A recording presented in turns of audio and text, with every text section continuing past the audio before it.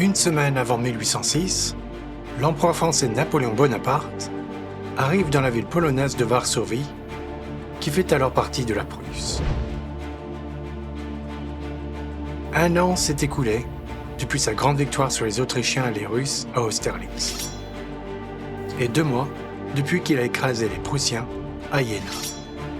Mais la Russie dispose encore de puissantes forces sur le terrain, dont la plus importante est la première armée russe, commandée par le général Bennigsen. Napoléon ne sera maître de l'Europe que lorsque le général aura été vaincu et que la Russie et la Prusse auront été contraintes de faire la paix. Mais cet hiver-là, la première tentative de Napoléon pour piéger Bennigsen près de Pultusk s'enlisa dans l'épaisse boue polonaise. Les Russes se retirèrent à Białystok. L'armée française, à moitié affamée et gelée, fut envoyée dans ses quartiers d'hiver. À Varsovie, Napoléon entame une liaison célèbre avec une jeune femme de la noblesse polonaise, Marie Malewska. À la fin du XVIIIe siècle, la puissante République des 2 nations avait été engloutie par ses voisins, la Russie, l'Autriche et la Prusse, dans une série d'annexions connues sous le nom de partition, jusqu'à ce qu'en 1795, une 3e et dernière partition raya la Pologne de la carte. Les patriotes polonais considérèrent alors Napoléon comme leur sauveur, priant pour que ses victoires contre les occupants conduisent à la renaissance d'un État polonais. Marie Malewska devient la maîtresse de Napoléon pour servir cette cause.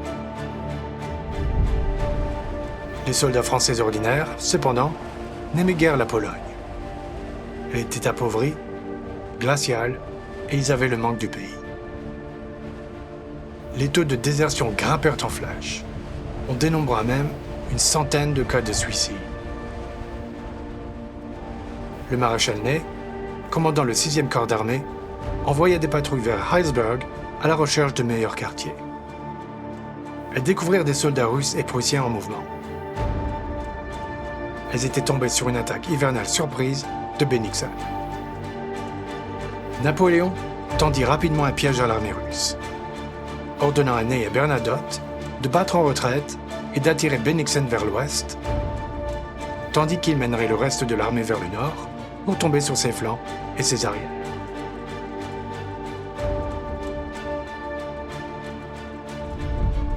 Mais les Russes capturèrent un courrier français qui avait transmis les ordres de l'empereur au maréchal Bernadotte. Bennigsen, désormais averti du piège, ordonna la retraite, menant une série d'escarmouches d'arrière-garde contre les Français qui le poursuivaient. Mais il refusa d'abandonner la ville de Königsberg sans combattre et se tourna vers la bataille d'Eylau.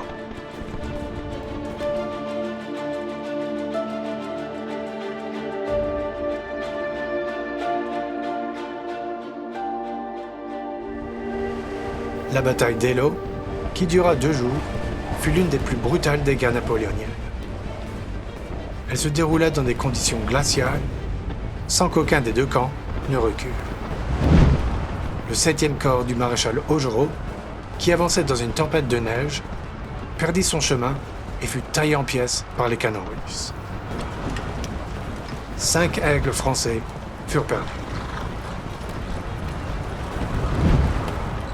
L'armée de Napoléon ne fut sauvée que par une charge de cavalerie massive et dévastatrice de 10 000 cavaliers, menée par l'intrépide maréchal Murat, qui restera dans les mémoires comme l'une des plus grandes charges de cavalerie de l'histoire. À Eylau, pour la première fois en tant qu'empereur, Napoléon ne parvint pas à remporter une victoire claire sur le champ de bataille. Les Russes et lui-même dissimulèrent l'ampleur réelle de leurs pertes, mais on estime que les 2 camps avaient perdu 1/3 de leur armée dans le carnage. Après les horreurs d'Eylau, les 2 armées cherchèrent à se reposer et à récupérer. Pendant ce temps, le 10e corps français nouvellement formé, sous les ordres du maréchal Lefebvre, assiégea Danzig, tenu par 13 000 Prussiens sous les ordres du général Kalkreuth. La ville subit de lourds bombardements français et des assauts d'infanterie. Au bout de 8 semaines, sans perspective de renfort, la garnison prussienne se rendit le 27 mai. Le flanc nord et maritime de Napoléon était désormais protégé contre tout débarquement russe éventuel. L'empereur français était désormais à la tête d'une armée forte de 190 000 hommes contre seulement 115 000 soldats russes et prussiens. Mais c'est Bennigsen qui agit le premier, en lançant une attaque surprise contre le 6e corps de Ney le 5 juin. Ney effectua un brillant repli et s'échappa. Bennigsen, ayant perdu l'élément de surprise et face à l'avancée de Napoléon, battit à nouveau en retraite. 4 jours plus tard, à Heilsberg, les Français perdent 10 000 hommes lors d'un assaut manqué contre les défenses russes. Mais les Russes poursuivirent leur retraite le lendemain. Napoléon pensait que Bennigsen se dirigeait au nord, vers Königsberg. Mais au lieu de cela, il battit en retraite vers le nord-est, en restant sur la rive est de l'Aisne. Ainsi, lorsque l'armée napoléonienne s'était mise en marche vers le nord, c'est le corps de réserve du maréchal Lannes, sur son flanc droit, qui avait rencontré l'armée russe près de la petite ville de Friedland.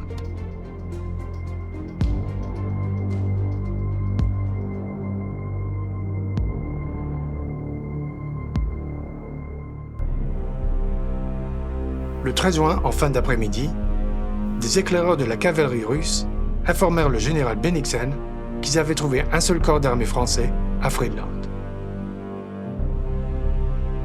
Bennigsen décida qu'il était temps de traverser l'Aisne et d'écraser ce corps isolé avant que le reste de l'armée française n'arrive pour le sauver. Il ordonna à son armée de commencer à traverser la rivière. Le maréchal Lannes, à la tête de 16 000 hommes et face à 46 000 Russes, envoya un message urgent à Napoléon pour lui signaler qu'il est attaqué par le gros de l'armée russe. Il mena alors une habile action de retardement, dissimulant la faiblesse de ses forces derrière un large écran de tirailleurs, tout en cédant progressivement du terrain à l'ennemi.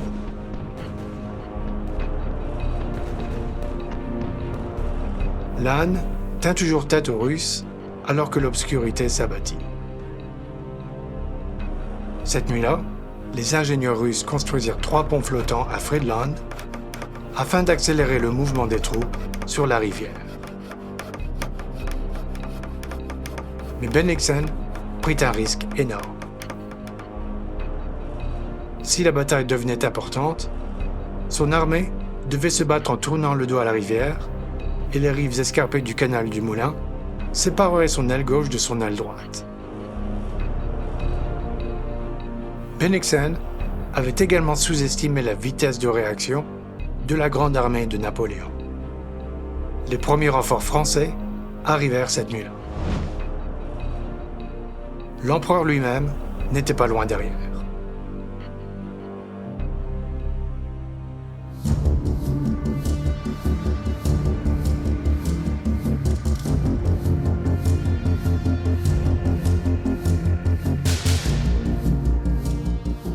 À l'aube du 14 juin, environ 40 000 Russes avaient franchi la rive ouest de l'Aisne. Bennigsen ordonna une attaque sur le village de Heinrichsdorf afin de tourner le flanc gauche français. Mais des renforts de cavalerie français, menés par le général Grouchy, interceptèrent les Russes. Après plus d'une heure de charge et de contre-charge, les cavaliers français finirent par repousser les Russes. Le 8e corps du maréchal Mortier arriva alors pour renforcer le centre français.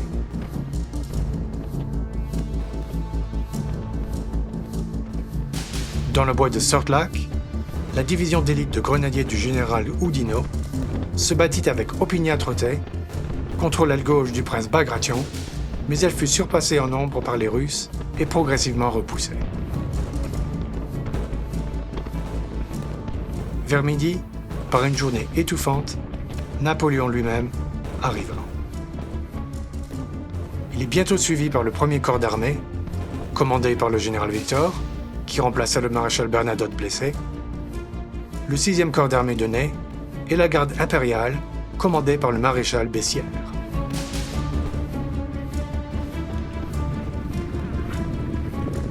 La date du 14 juin revêtait une importance particulière pour Napoléon. C'était le 7e anniversaire de sa grande victoire sur les Autrichiens à Marengo. Un bon présage, déclara-t-il. La bataille connut alors une accalmie. Napoléon évalua la situation, constata la position dangereuse de Bennigsen et donna l'ordre d'attaquer pour en tirer parti. Entre-temps, Bennigsen, qui avait été tourmenté par des problèmes de santé tout au long de la journée, voit qu'il est maintenant confronté à toute la puissance de l'armée napoléonienne et donna l'ordre de battre en retraite.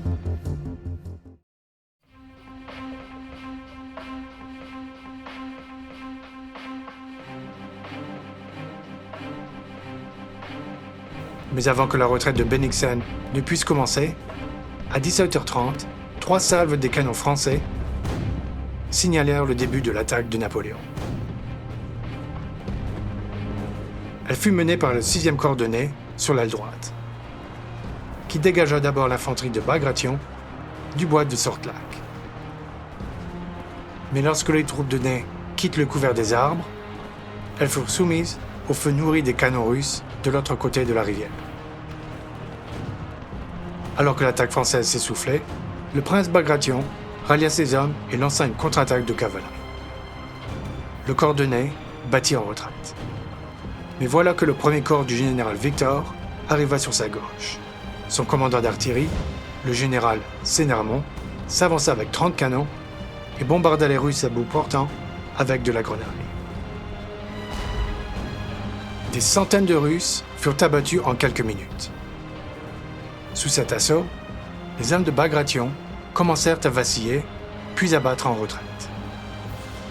Vers 19h, la garde impériale russe lança une contre-attaque désespérée pour tenter d'arrêter l'avancée française sur Friedland.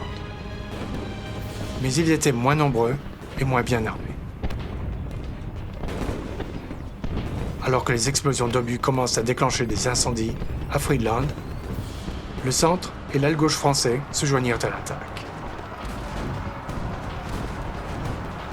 Menacée dans sa seule voie de sortie, l'armée russe tout entière entama une retraite paniquée vers la rivière.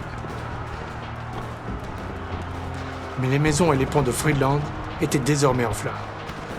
La ville devint un piège mortel pour les Russes. Beaucoup se noyèrent en essayant de traverser la rivière. D'autres furent tués ou capturés. Au nord de Friedland, certaines unités purent s'échapper en traversant un gué ou en longeant la rive.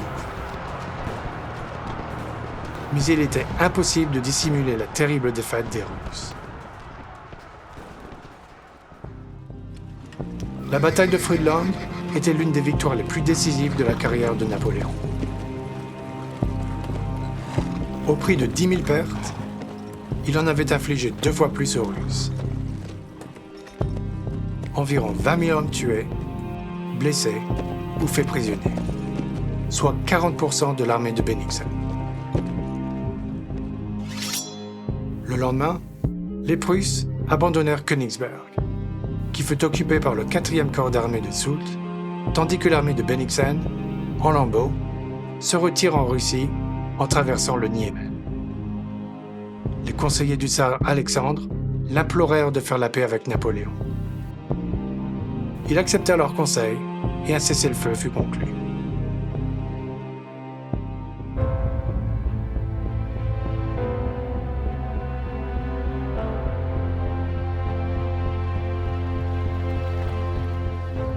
Alexandre et Napoléon se rencontrèrent pour la première fois sur un radeau au milieu du fleuve Niémen, près de Tilsit, et nouèrent des relations immédiates.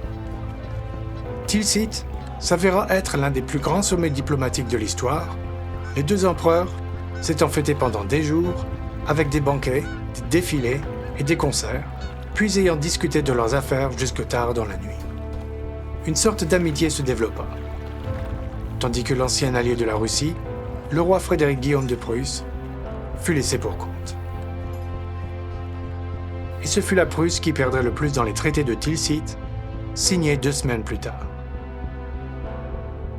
Un tiers du territoire prussien lui fut retiré, pour créer le nouveau royaume de Westphalie, dirigé par Jérôme, le frère de Napoléon, âgé de 22 ans, et le duché de Varsovie, dirigé par le roi de Saxe, dont les patriotes polonais espérèrent qu'il constituera un tremplin sur la voie de la création de leur propre État.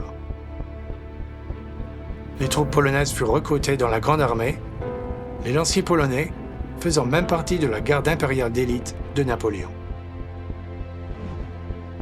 La Russie ne dut céder que les îles Ioniennes, car Alexandre accepta une alliance avec Napoléon qui maintint l'empereur français maître de l'Europe. Alexandre a même accepté de participer au blocus continental, la politique économique de Napoléon contre la Grande-Bretagne, qui interdisait aux navires et aux marchandises britanniques l'accès à tous les ports contrôlés par la France. Le système avait été mis en place l'hiver précédent par le décret de Berlin de Napoléon. Napoléon espérait qu'en coupant le commerce britannique avec l'Europe, il provoquerait un chaos financier et des bouleversements politiques au Royaume-Uni, ce qui lui permettrait de conclure une paix favorable. Il n'y avait qu'un seul problème. Le blocus continental ne fonctionna pas.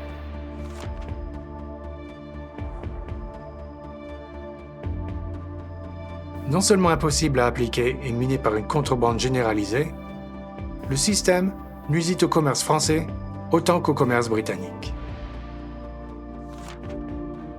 L'arme décisive dans cette guerre économique allait être la Royal Navy britannique, qui, cet été-là, assura sa domination navale en lançant une attaque préventive contre la flotte danoise neutre à Copenhague, capturant ses navires de guerre avant qu'ils ne tentent aux mains de Napoléon.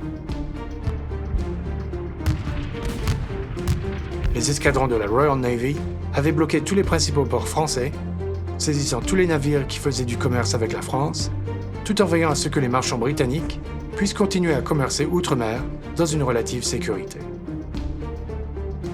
La marine s'empara même de la minuscule île danoise d'Heligoland, qui servit de base à la contrebande de marchandises britanniques vers l'Europe.